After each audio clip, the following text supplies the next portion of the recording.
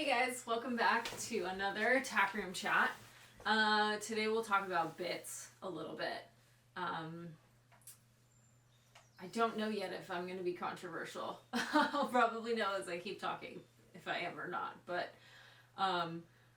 if you've watched any of our other videos, you kind of know just across the board we believe that simple is best. So, you know, I just keep it simple, and I think that's usually what works best for most horses. And there's always, you know, unique cases. But anyways, we'll take a peek into my tack trunk and kind of look at some of the bits that I have, and then we'll go out to the horses because we keep the stuff. This is like more storage stuff, and obviously grain is stored in here so mice don't get in. Oh my gosh, mice don't get into it. And then we have other tack trunks out there by where the horses live that have their more like immediate daily use sort of stuff.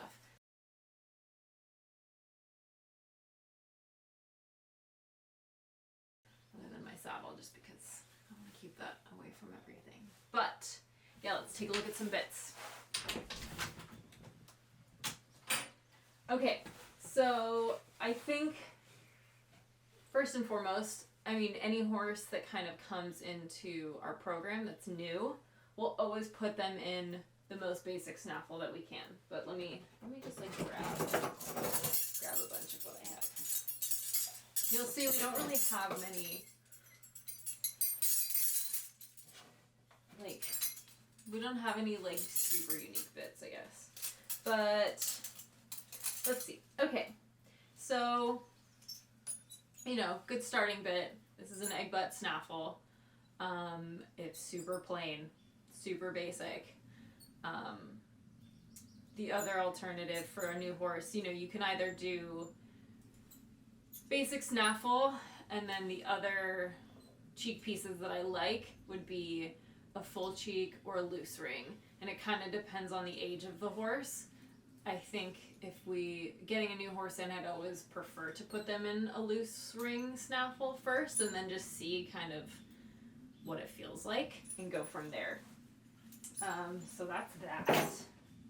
And then we do have a loose ring snaffle, and this one has a slow twist, which was just the horse that I had a horse that he needed this, but with just a little bit more to it, just ever so slightly, while still having a loose ring. So yeah, we'll kind of like use that for a horse. Loose ring. I don't use loose rings all that often on babies. I prefer I really like full cheeks on babies.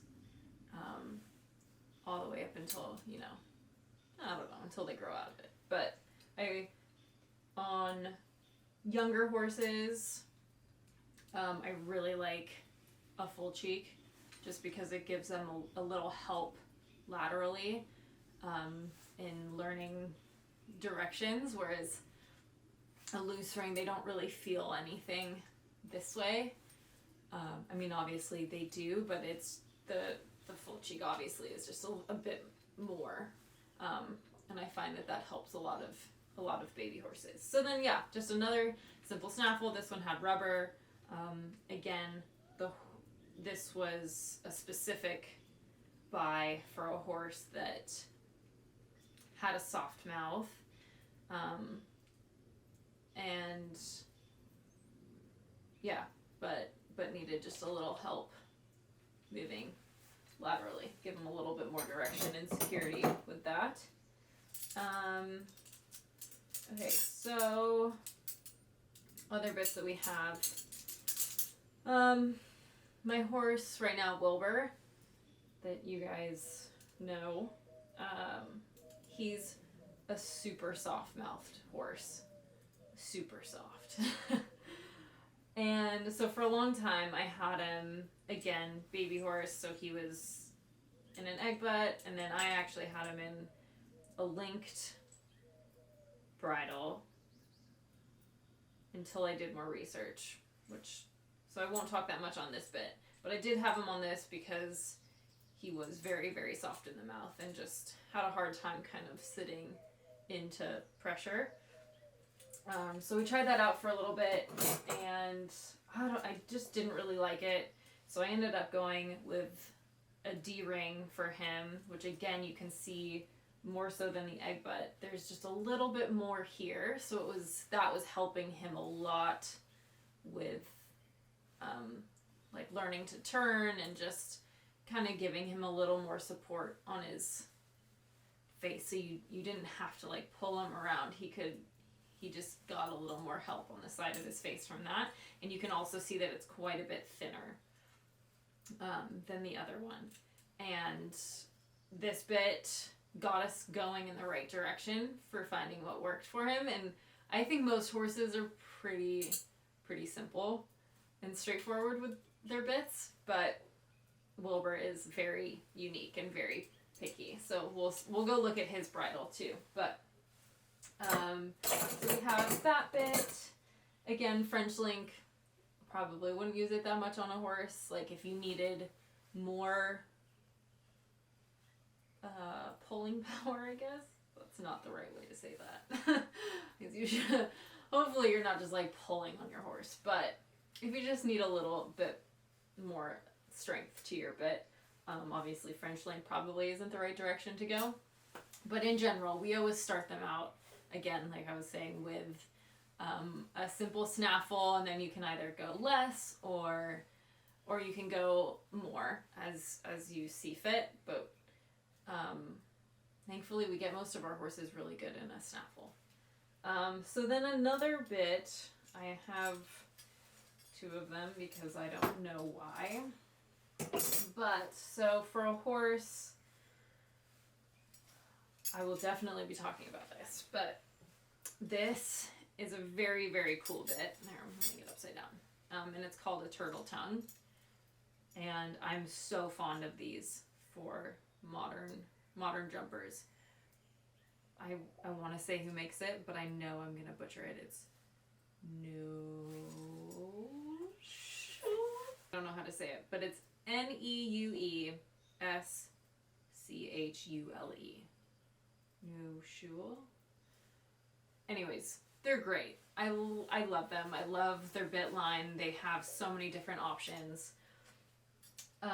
This is an elevator bit, and so it just, a horse that's heavy and just needs a little bit more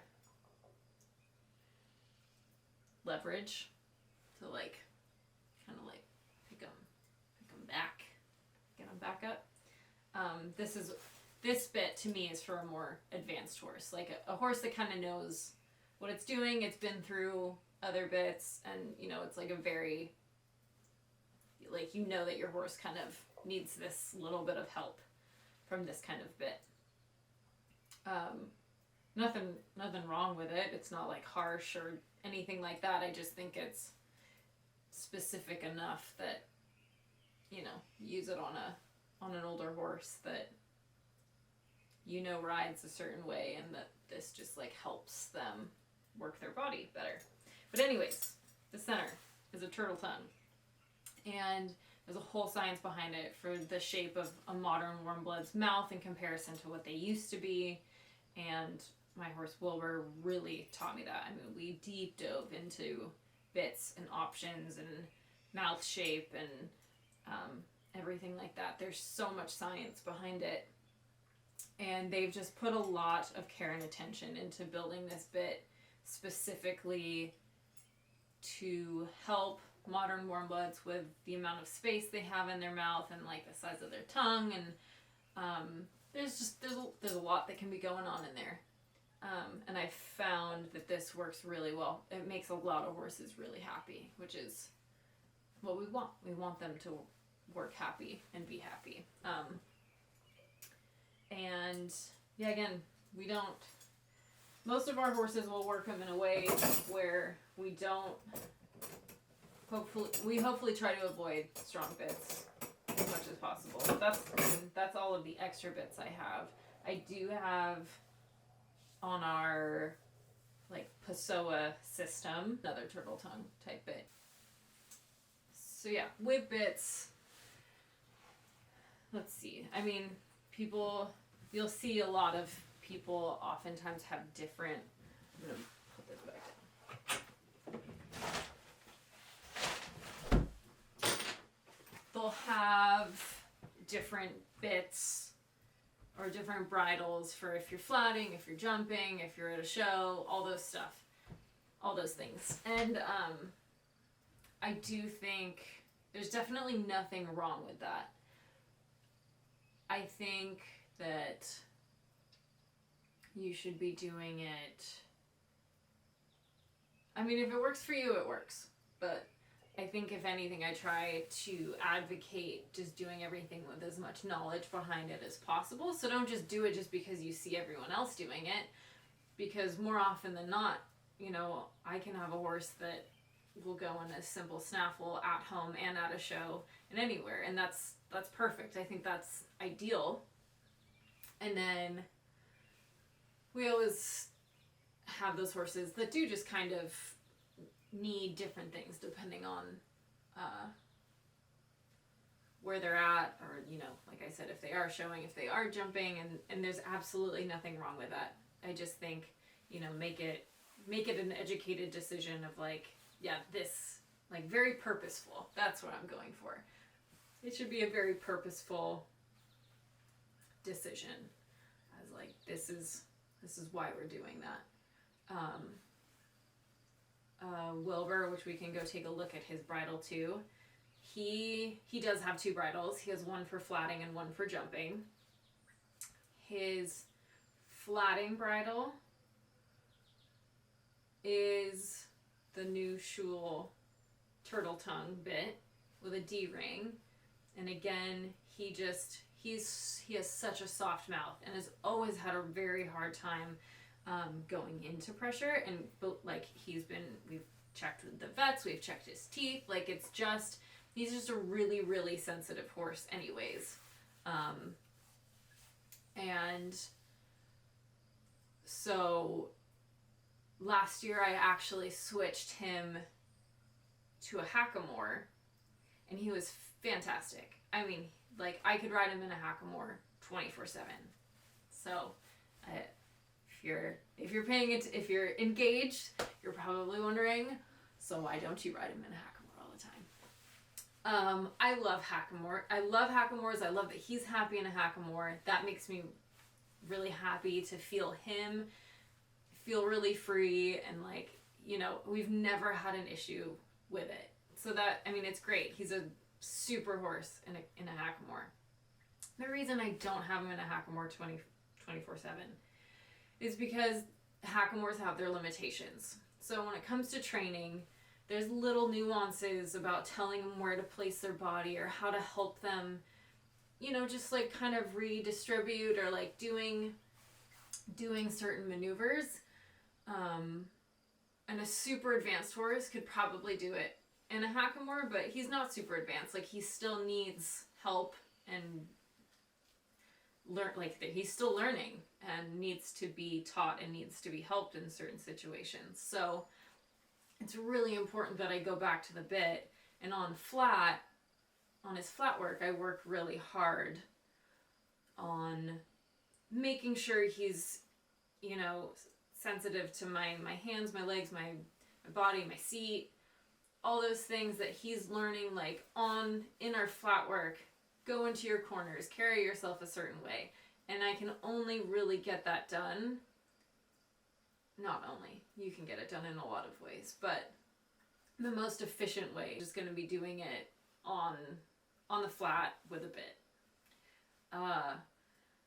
So again, he's in the turtle tongue D-ring, and that, again, it has more of the bar, so it kind of helps. He's so sensitive that, like, I'm trying to get him to go into the bit and also just keep my movement pretty minimal and uninvasive for his face. So that just helps him laterally, like with turning.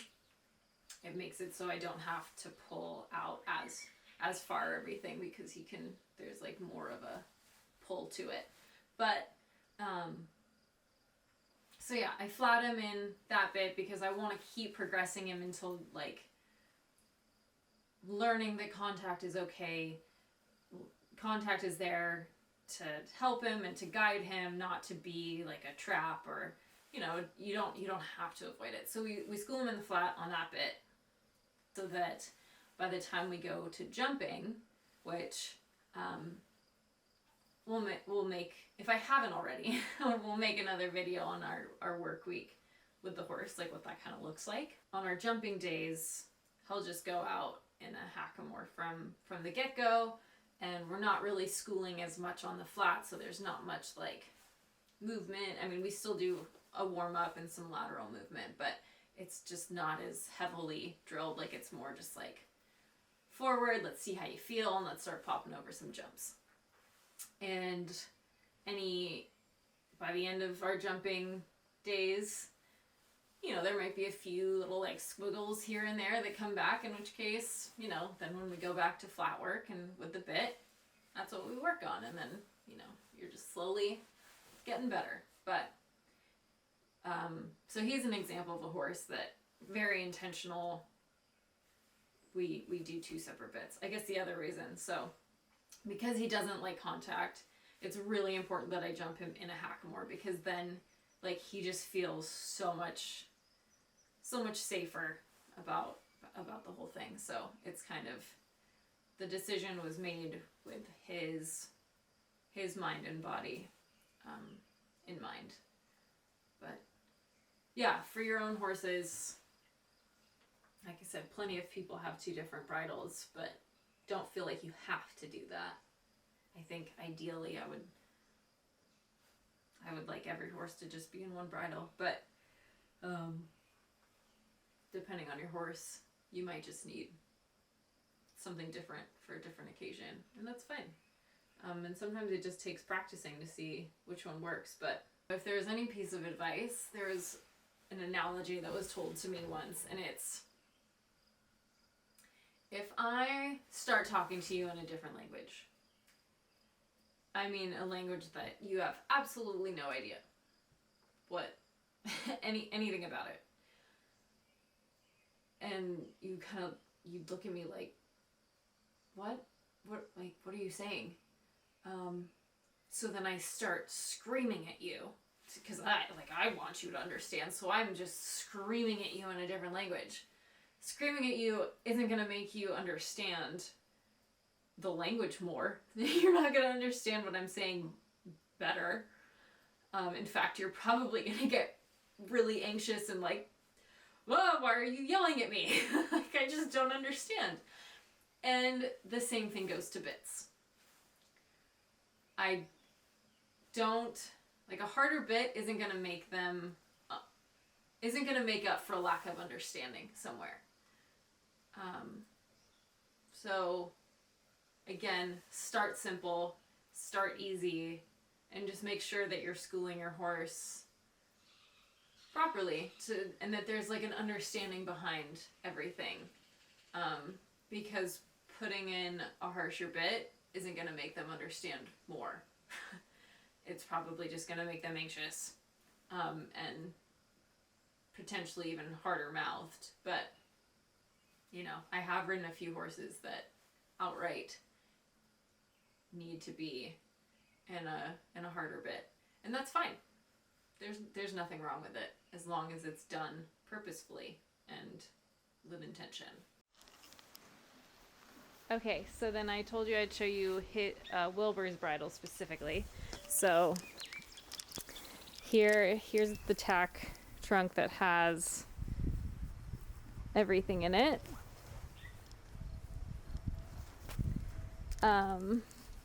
And then this is the hackamore bridle for jumping. So cool. I'll put that neatly away. And then this is his flatting one with the turtle tongue and the D-ring. There we go. So those are his 2 bridles. So thank you so much for watching. I hope to see you in the next one, what kind of bit do you ride your horse in? Comment below if you've made it this far in the video. Tell us what you ride in, and if you ride in 2 bridles, and maybe why you ride in 2 bridles. Again, I challenge you to comment on someone else's comment and just start a conversation and give each other like support. But yeah, be nice. Thanks guys. Bye.